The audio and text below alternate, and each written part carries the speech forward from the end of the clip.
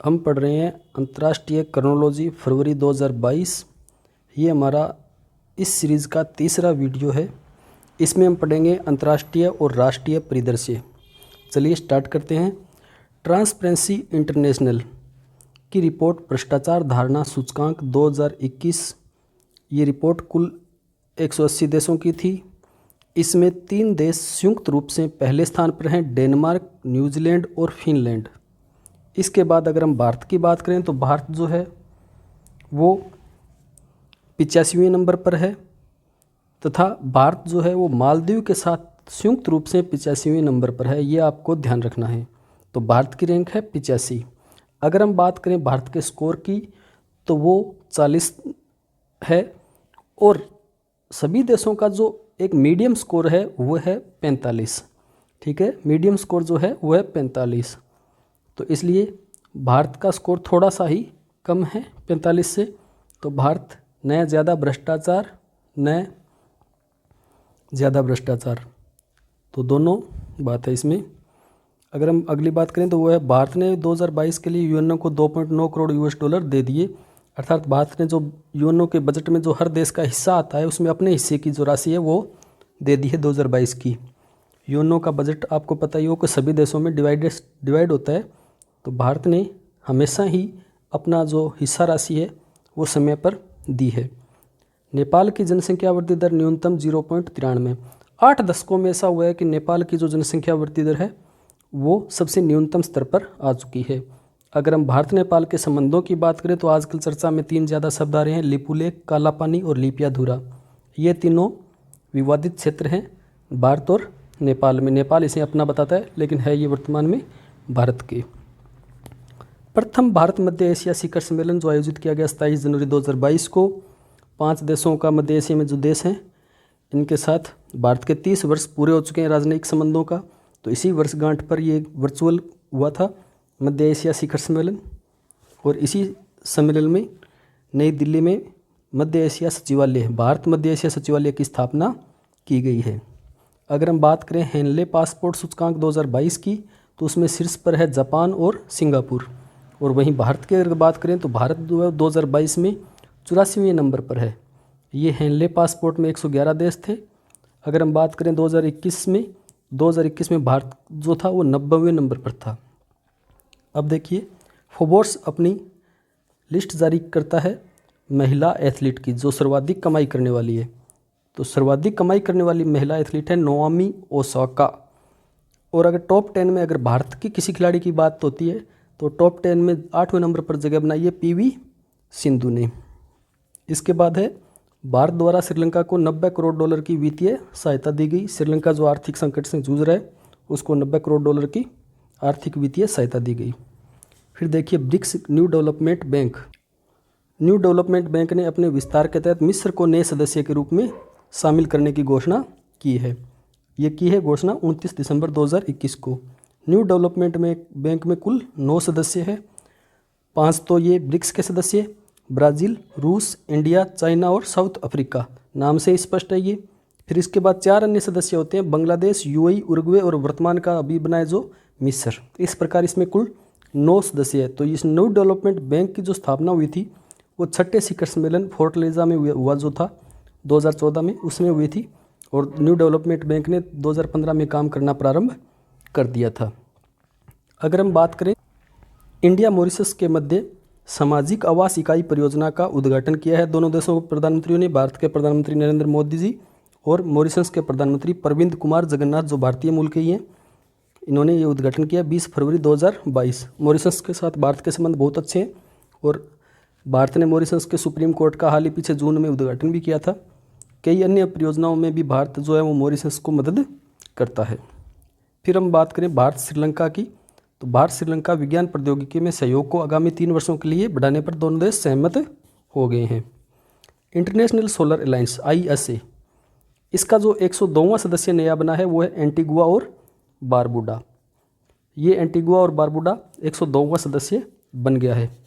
अगर international solar alliance की बात अगर हम करते हैं तो जो पेरिस का सम्मेलन हुआ था COP का, उसमें भारत और फ्रांस ने संयुक्त रूप से ISA की स्थापना की है, सोलर अलायंस, सौर ऊर्जा के क्षेत्र में। तो ये दुनिया का सबसे बड़ा सौर ऊर्जा के क्षेत्र में संगठन है। फिर है जापान और ऑस्ट्रेलिया ने ऐतिहासिक रक्षा समझौते पर 6 जनवरी 2022 को हस्ताक्षर किए। ये समझौता है पारस्परिक पहुंच समझौता RAA। ये क्या है कि ये वर्तमान में जो प्रशांत महासागर में जो चल रहा है, हिंद प्रशांत क्षेत्र में जो चल रहा है, चाइना के साथ कॉन्फ्लिक्ट है, जो USA, इंडिया और इन सभी देशों का चाइना की साम्राज्यवादी या अपने कहें विस्तारवादी रणनीति का मुकाबला करने के लिए जापान और ऑस्ट्रेलिया ने ये ऐतिहासिक समझौता किया है। और ये महत्वपूर्ण इसलिए हो जाता है क्योंकि जापान ने ऐसा समझौता केवल अमेरिका के साथ ही कर रखा है, USA के साथ ही कर रखा है। अन्य किसी देश के साथ अगर समझौता किया है तो वो ऑस्ट्रेलिया है। और ये समझौता मानता है कि दोनों देश आपस में एक दूसरे की सैन्य मदद भी करेंगे। ऑस्ट्रेलिया के प्रधानमंत्री है स्कॉट मॉरिसन, ये भी ध्यान रखना। फिर अगर इसी प्रशांत क्षेत्र की बात करें तो एक आता है नाम अंकुश का। अंकुश है USA, ऑस्ट्रेलिया और UK। ये भी हिंद प्रशांत क्षेत्र पर केंद्रित है। सितंबर 2021 में ये चर्चित है, स्थापना होती भी है इसकी। अगर जून 2021 में बात करें तो भारत ऑस्ट्रेलिया द्वारा भी इसी प्रकार का एक समझौता हुआ था, म्यूचुअल लॉजिस्टिक सपोर्ट एग्रीमेंट। ठीक है, ये गलत लिखा गया, समझौता हुआ था। ठीक है। फिर अगर हम बात करते हैं राष्ट्रीय परिदृश्य की, क्रोनोलॉजी का जो राष्ट्रीय परिदृश्य है, स्टार्टिंग है 73वां गणतंत्र दिवस जो 26 जनवरी 2022 को मनाया गया। इसकी झांकियों की थीम थी आज़ादी का अमृत महोत्सव। इस परेड का 26 जनवरी की जो परेड थी इसका नेतृत्व किया था 61वीं कैवेलरी की पहली टुकड़ी ने। और ये दुनिया की एकमात्र हॉर्स कैवेलरी रेजिमेंट है, ये भी हमें ध्यान रखना है। ये गणतंत्र दिवस समारोह जो चला था वो 23 जनवरी से लेकर 30 जनवरी तक चला था। 23 जनवरी बोस जयंती थी और 30 जनवरी शहीद दिवस हम गांधी जी की शहादत के लिए मनाते हैं। तो ये 23 से 30 तक चला था। इसी में एक प्रोग्राम होता है बीटिंग द रिट्रीट, ये भी 1950 से चला आ रहा है। इसमें एक धुन बजाई जाती थी जो है abide with me. Abide with me को अभी वर्तमान में कैंसिल करके इसकी जगह ए मेरे वतन के लोगों की धुन बजाई गई थी। कवि प्रदीप द्वारा ये लिखी गई थी, ए मेरे वतन के लोगों। और हाल ही में जिनका निधन हुआ है भारत की संगीत सम्राज्ञी लता मंगेशकर जी, उनके द्वारा ये गाया गया था 1963 में शहीद 1962 के शहीद जवानों के लिए। तो बड़ा शानदार है ए मेरे वतन के लोगों। फिर अगर हम चर्चित रहा विराट क्या है, ये राष्ट्रपति का अंगरक्षक घोड़ा था जो अभी रिटायर हुआ था, इसी परेड में रिटायर किया गया था इसको। तो ये 26 जनवरी को चर्चित रहा था। अगर हम एक तथ्य की बात करें तो प्रथम गणतंत्र दिवस के मुख्य अतिथि थे इंडोनेशिया के सुकर्णो। फिर देखिए कोविड-19 वैक्सीन पर डाक टिकट जारी की गई 16 जनवरी 2022 को ICMR स्वास्थ्य अनुसंधान विभाग द्वारा। इस पर ये देखो कोवैक्सीन की एक भारतीय वैक्सीन जो है कोवैक्सीन, उसकी छवि भी डाक टिकट पर बनी हुई है। फिर है 22 जनवरी 2022 जम्मू कश्मीर के लिए पहला जिला प्रशासन सूचकांक जारी किया। ऐसा करने वाला पहला केंद्र शासित प्रदेश था। कृषि में ड्रोन उपयोग प्रोत्साहन सब्सिडी की घोषणा 22 जनवरी 2022 को की गई। अभी किसानों के लिए ड्रोन तकनीक जो इस बजट में घोषणा की गई थी उसको बढ़ावा दिया जा रहा है। इसकी स्कीम का नाम है कृषि मशीनीकरण पर उप मिशन। इसमें क्या स्कीम है ये कि कृषि ड्रोन की लागत का 100% तक या फिर 10 लाख, मान लो जो भी कम होता है, चाहे 10 लाख कम हो या 100%, तो वो अनुदान दिया जाएगा किसानों को। और अगर कोई किसानों का संगठन लेता है तो उसको 75% अनुदान है। और अगर कोई कस्टम हायरिंग सेंटर बना हुआ है वो लेता है तो 40% या 4 लाख तक का अनुदान है, जो भी कम होता है। और अगर हम कस्टम हायरिंग सेंटर किसी ग्रेजुएट स्नातक एग्रीकल्चर ग्रेजुएट द्वारा खोला गया है तो उसको 50% या 5 लाख का अनुदान दिया जाता है। इसमें ये ध्यान रखना जो भी कम होता है वो अनुदान मिलता है। फिर है 5 राज्यों में चुनाव आयोग द्वारा विधानसभा चुनाव की घोषणा, और इनकी जो मतगणना होगी वो होगी 10 मार्च को। तो कौन कौन से राज्यों में, यूपी में, उत्तर प्रदेश में कितनी सीटों के लिए, 403 सीटों के लिए। यहाँ पर 7 चरणों में मतदान होगा, 10 फरवरी, 14 फरवरी, 20, 23, 23 फरवरी और 3 मार्च, 7 मार्च। इस प्रकार 7 चरणों में 10 मार्च को वोटिंग की गणना होगी। पंजाब की बात करें तो 117 स्थानों के लिए और यहाँ पर 14 फरवरी को है। उत्तराखंड में 70 सीटों के लिए 14 फरवरी को मतदान है। मणिपुर में 60 सीटों के लिए 27 फरवरी को मतदान है और 3 मार्च को है। गोवा की 40 सीटों के लिए 14 फरवरी को। तो ये 5 राज्य है जिनमें चुनाव होने हैं, याद रखना, यूपी, पंजाब, उत्तराखंड, मणिपुर और गोवा। सबसे ज़्यादा सीटें यूपी में, 403 विधानसभा की सीटें। फिर अगर हम बात करें निर्वाचन आयोग ने, चुनाव आयोग ने प्रत्याशियों की व्यय की सीमा में बढ़ोतरी की है। महंगाई जिस प्रकार बढ़ रही है उस प्रकार ही कि साल दर साल या एक कमेटी बनाई जाती है, उस कमेटी के हिसाब से इसकी बढ़ोतरी होती है। तो संसदीय निर्वाचन में जो अगर कोई बड़ा राज्य है, उस बड़े राज्यों में 70 लाख से बढ़ाकर कितनी कर दी, 95 लाख। और अगर छोटा राज्य है, संसदीय क्षेत्र छोटा है, उसके लिए 54 से बढ़ाकर अब कितनी कर दी, 75। ये पहले थी और अब बाद में ये कर दी, 54 से बढ़ाकर 75 कर दी। और विधानसभा निर्वाचन में कर दी, बड़े स्टेटों के लिए 28 लाख से बढ़ाकर कितना कर दिया, 40 कर दिया। और छोटे विधानसभा निर्वाचन क्षेत्र है, वहाँ पर 20 लाख से बढ़ाकर 28 लाख रुपए व्यय की सीमा उम्मीदवार के लिए कर दी गई है। फिर हम बात करते हैं अमर जवान ज्योति को विलय कर दिया गया राष्ट्रीय युद्ध स्मारक में। राष्ट्रीय स्मारक बोल दो या राष्ट्रीय युद्ध स्मारक, नेशनल वार मेमोरियल। इसका उद्घाटन हुआ था 25 फरवरी 2019 को। इसका जो डिज़ाइन किया था वो किया था वीबी डिज़ाइंस लैब ने और योगेश चंद्र हासन जो चेन्नई के हैं इन्होंने।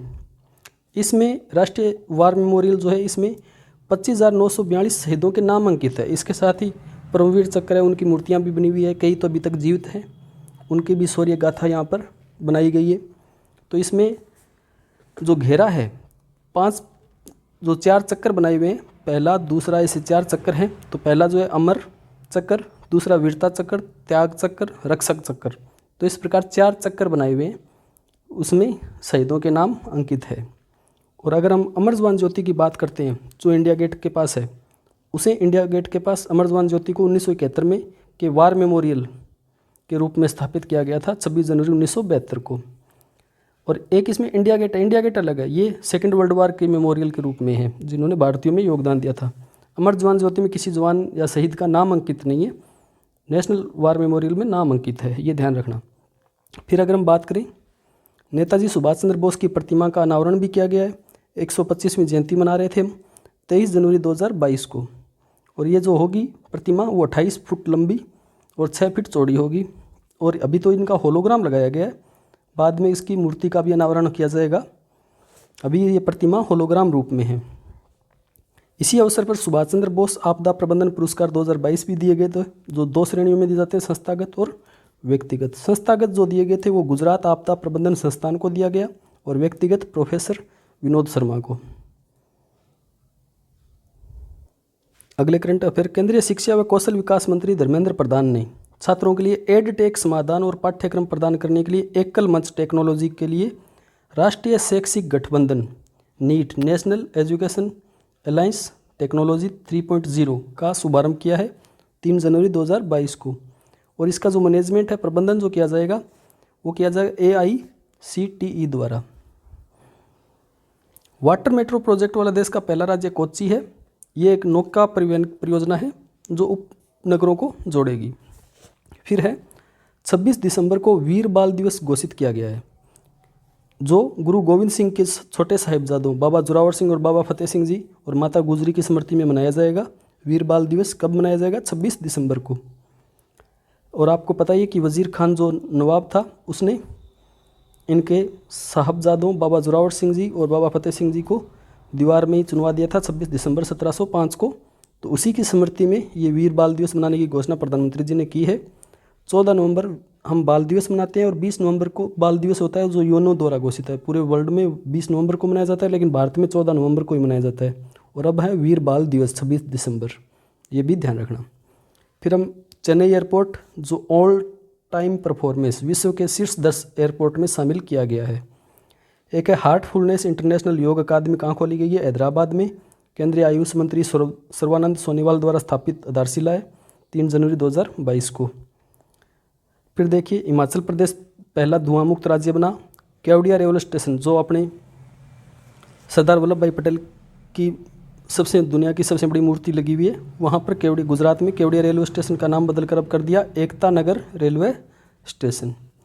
ODF गाँव की सूची में तेलंगाना शीर्ष पर है। विश्व हिंदी दिवस 10 जनवरी 2022 को मनाया जाता है। अगले अध्याय में हम करेंगे राजस्थान करंट जी के क्रोनोलॉजी फरवरी का चौथा पार्ट।